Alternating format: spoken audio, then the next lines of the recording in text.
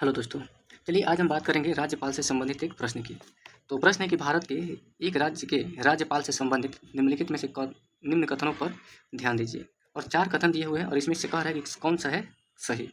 ठीक है, तो पहला जो कथन है कि उसे जन्म से भारत का नागरिक होना चाहिए। यहाँ देखिए एक शब्द लिखा हुआ है जन्म से। ठीक है, तो देखिए भारत का नागरिक होना जरूरी है, लेकिन जन्म से भारत का जरूरी नहीं है कि वो नागरिक हो।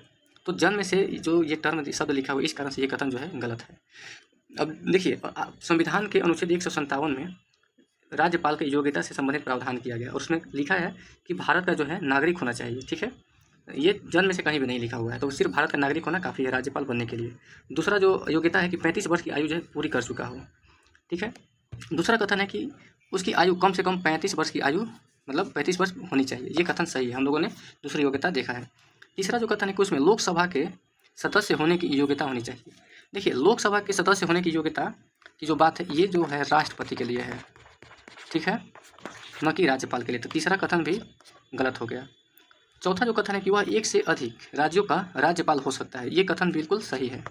ठीक है, देखिए संविधान में शुरुआती में कहा गया था या मूल संविधान में कहा गया था कि एक राज्य का एक ही राज्यपाल होगा, लेकिन 7वां संविधान संशोधन किया गया और इसमें यह प्रावधान किया गया कि 1956 में ये संविधान संशोधन हुआ और ये कहा कि एक ही व्यक्ति 2 या 2 से अधिक के राज्यों का राज्यपाल नियुक्त हो सकता है। ठीक है, तो चौथा कथन सही है, यानी कि दूसरा और जो चौथा कथन है ये दोनों जो है सही है। इसलिए अगर देखा जाए तो ऑप्शन नंबर जो डी है ये सही उत्तर है। ठीक है, इसको ध्यान रखना है। बहुत बहुत धन्यवाद।